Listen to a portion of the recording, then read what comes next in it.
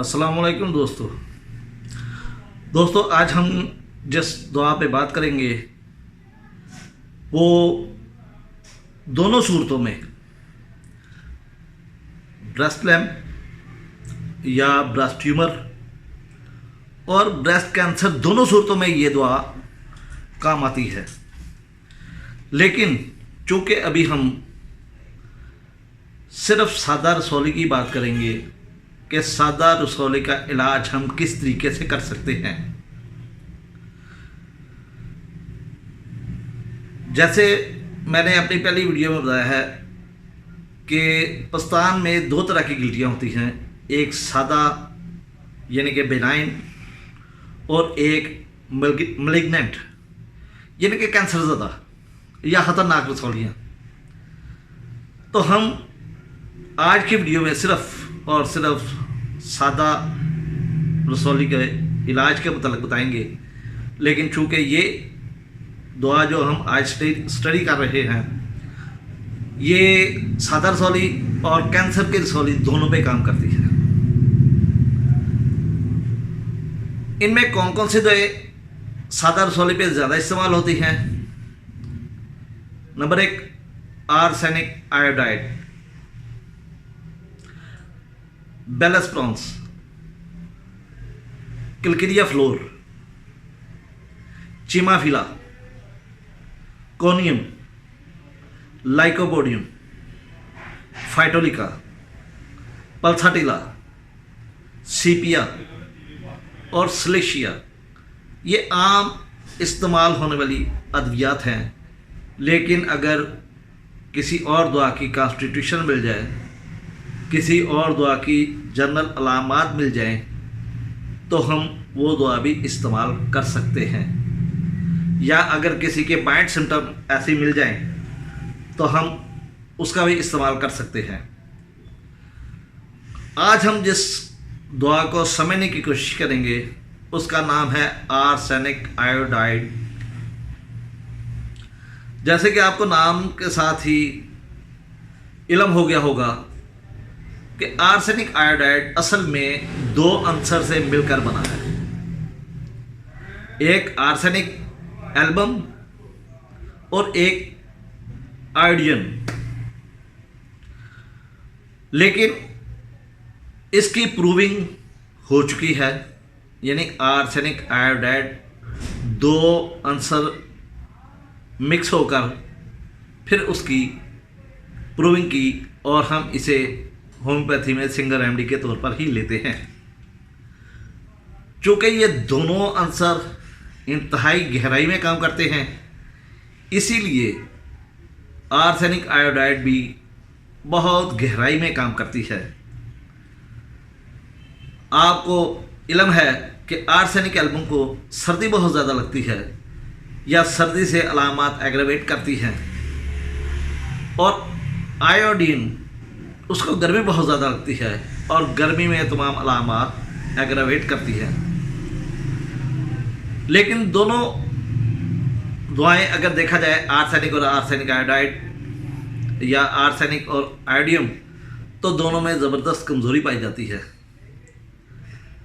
इसीलिए arsenic iodide की दवा में कमज़ोरी, नकाहत पाई जाती है और ये बलगमी झिल्लियों पर बहुत शानदार असर करती है और बलगमी झिल्लियों पर सोजिश पैदा करती है। इसके जितने भी अखराजात होते हैं वो खराशदार होते हैं, जलन पैदा करने वाले होते हैं और जल्द को सुर्ख कर देते हैं। यानी कि जहाँ से ये गुजरते हैं ये इरिटेशन पैदा करते हैं, तेज़ाबी अखराजात होते हैं, बदबूदार अखराजात होते हैं। इसीलिए इसे पुराने नज़ले ज़ुकाम में और इन्फ्लुएंजा में हम इस्तेमाल करते हैं। और पुराना कान का बहना, नाक के अंदरूनी रेशों पर पुरानी सोजिश, नाक के अंदर पुरानी सोजिश हो उसके पर्दों की, उसके रेशों की, तो हम आर्सेनिक आयोडाइड का इस्तेमाल कर सकते हैं। इसी तरीके से अगर कान बहुत देर का यानी कि मुज़मन कान का बहना है तो इसमें भी ये दवा काबिल इस्तेमाल है। ये बहरेपन में बहुत अच्छा काम करती है। बुढ़ापा हो और साथ दिल की तकलीफ हो, कल्बी तकलीफ हो, बुढ़ापा हो, दिल के पट्टों की सोजिश, दिल में चर्बी आ जाना, ये सारी की सारी अलामात आर्सेनिक आयोडाइड में पाई जाती हैं और इसकी नब्ज़ उखड़ती हुई महसूस होती है। शारा की पुरानी सोजिश होती है, होठों का कैंसर होता है, पस्तान का कैंसर होता है, क्योंकि इसमें जो जख्म होते हैं उसमें खराशदार रतूबत निकलती है, सोजिश पैदा करती है और ये जख्म जल्दी हील अप नहीं होते। इसीलिए अगर पस्तान में कैंसर का जख्म बन गया हो या पस्तान में कैंसर मौजूद हो तो ये दवा इस्तेमाल करते हैं या इस्तेमाल आती है, क्योंकि इसका तल्लक फेफड़ों से, रतूबती झिल्लियों से साबित है, ज़्यादा असर है। तो इसलिए ये दवा टीबी में भी बहुत मुफीद है। इसमें थकान बहुत ज़्यादा होती है, रात के बुखार होता है, तेज़ नब्ज़ होती है, हर रोज़ बुखार आ जाता है, पसीना और लागरी आती है, दस्तों का रुझान होता है। यानी कि तमाम की तमाम टीबी की अलामात इसमें आती हैं। पुराना नमूनिया, फेफड़ों में जख्म, टीबी का बुखार, लागरी, कमज़ोरी, क्योंकि टीबी में रात के वक्त ज़्यादा पसीना आता है, तो इसीलिए इसे फेफड़ों की टीबी का इलाज करते हुए जहन में रखना चाहिए। इसमें खांसी इंतहाई तकलीफदेह होती है और खांसी में ऐसा बलगम खारिज होता है जैसे कि पीप है और बकसरत खारिज होता है। क्यों?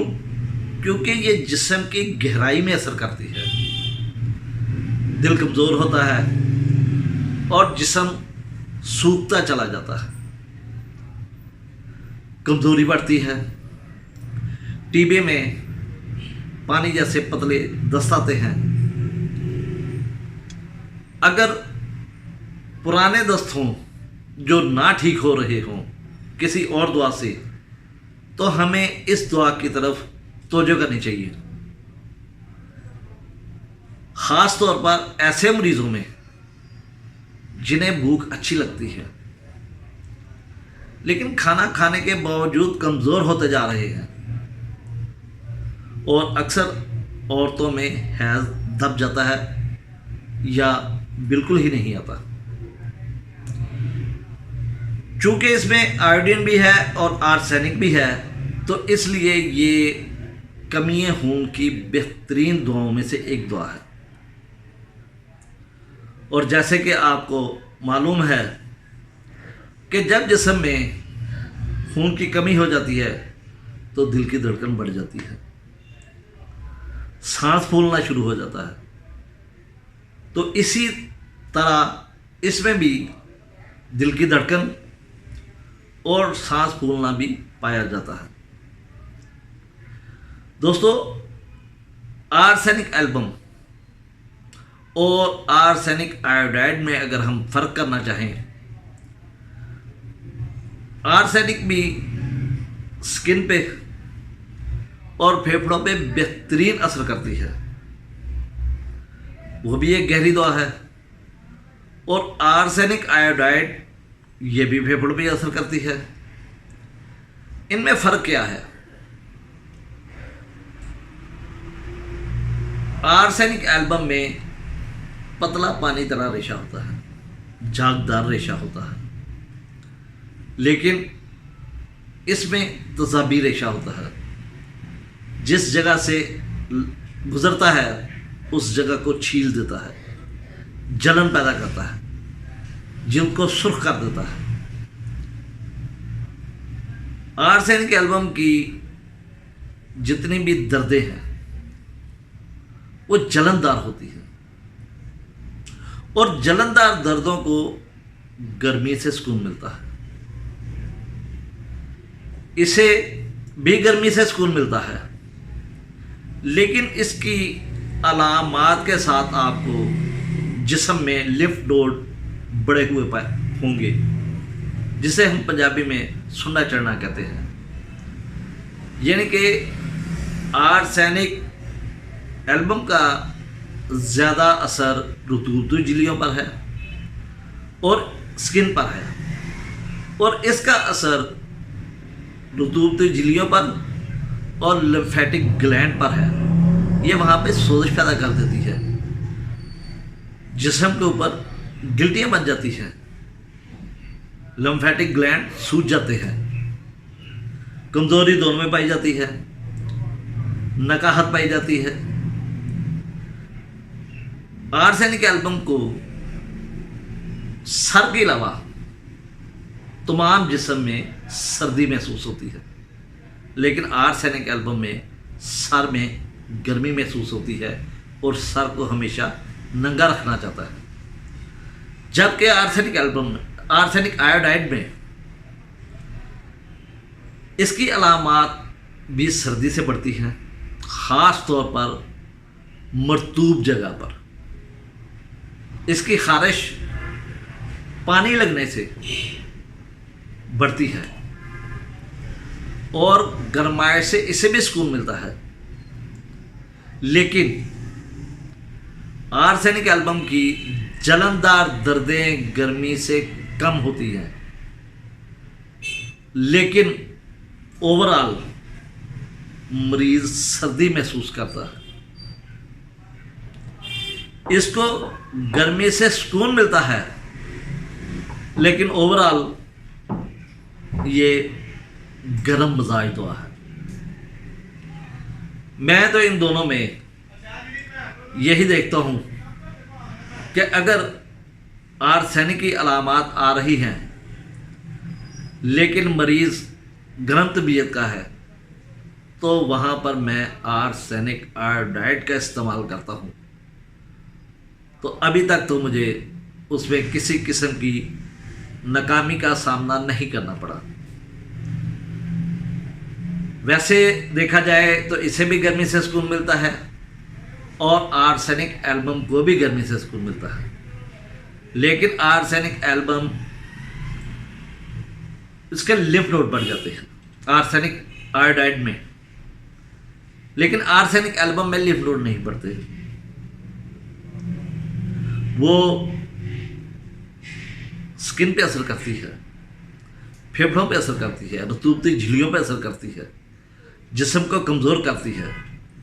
और आर्सेनिक आयोडाइड में भी चूँकि आर्सेनिक होता है, तो इसलिए ये मरीज़ भी कमज़ोर होता है और बावजूद अच्छी खुराक खाने के ये मरीज़ कमज़ोर से कमज़ोर तक होता जाता है और साथ इसे दस्त लगते हैं,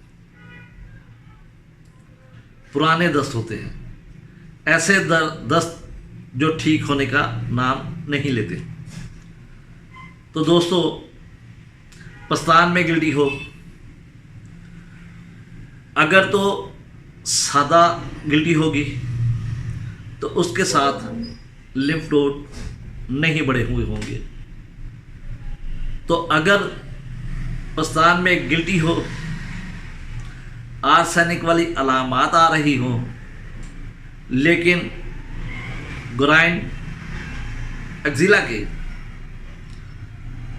लिम्फेटिक ग्लैंड्स शेल कर चुके हों, तो हम ये समझ सकते हैं कि ये आर्सेनिक एल्बम नहीं बल्कि आर्सेनिक आयोडाइड का पेशेंट है और ओवरऑल मरीज गर्मी महसूस करेगा।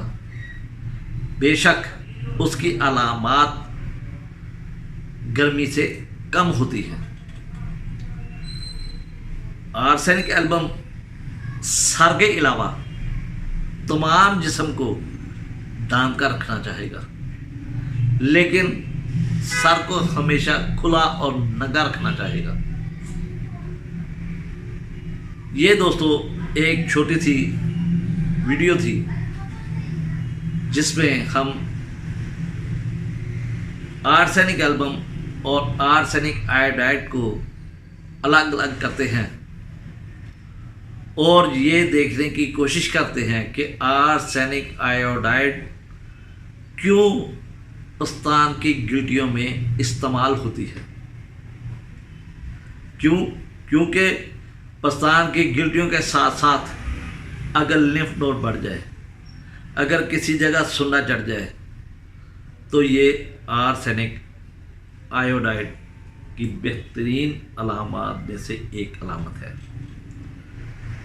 दोस्तों, इसी के साथ इजाज़त चाहता हूँ और आइंदा वीडियो में ये जो आपको 8 दुआएं बताई हैं, इन पे फर्दर एक एक दुआ करके हम मरीज़ की एक पिक्चर बनाने की कोशिश करेंगे, समझने की कोशिश करेंगे कि हम बीमारी को और बीमार को किस तरीके से अलग-अलग करने के बाद ये देखते हैं ये किस दुआ की अलामात इस मरीज़ पर वारिद हो रही है,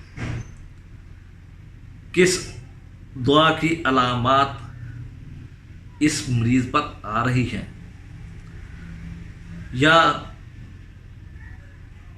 ये मरीज़ किस दुआ के ज़ुमरे में आता है, उसकी एक तस्वीर खींचने की कोशिश करेंगे।